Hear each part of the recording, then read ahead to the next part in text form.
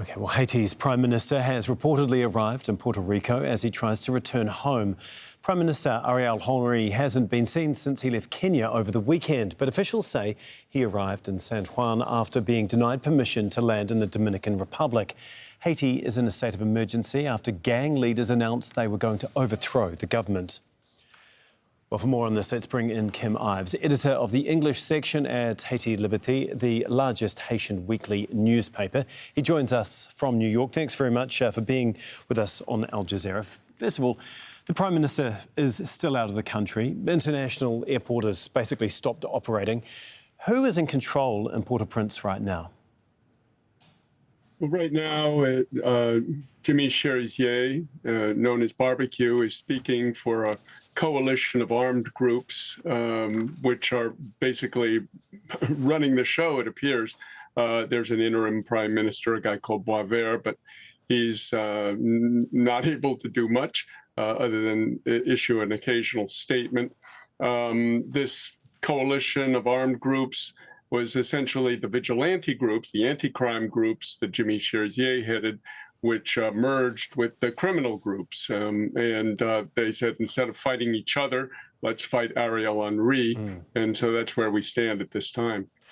Their claim is to overtake the country. What is the likelihood of that happening, and what would be the repercussions of that? If who gets into the country? If Ariel Henry? If the gangs, as you say, have united, I mean, what are the chances of them actually bringing down the government? Well, it looks pretty good right now. I mean, no one has a crystal ball, but Ariel Henry has been trying to get back to Haiti since Saturday. He's now stuck in Puerto Rico. The international airports that could accommodate the small jet that he's going around on are Cape Haitian and Port-au-Prince, and the populations of both those towns are mobilized to block him. And it has to be said, this is not just the gangs, as they're called, which is a bit of a simplification, but it's also a militia called the BSAP.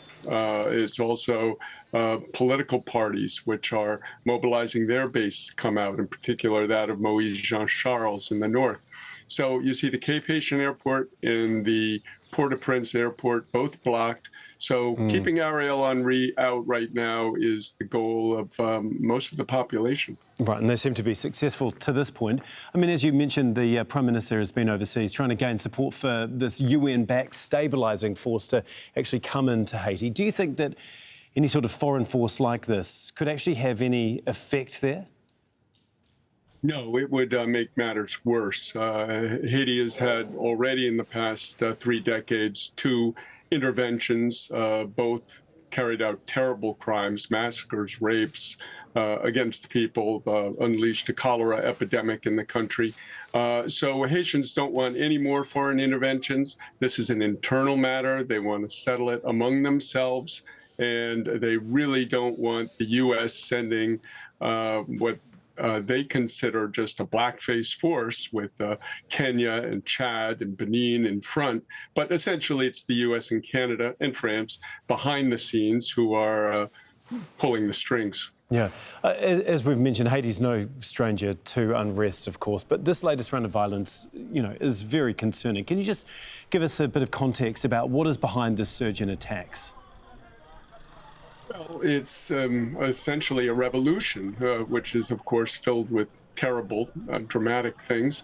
But this has been building for a long time. The people are living without schools, hospitals, sanitations, roads, electricity, internet, you name it. And they're fed up. They are totally fed up with this situation. And so they are mobilized nationwide. They tried on February 7th, when Ariel Henry had promised he would step down.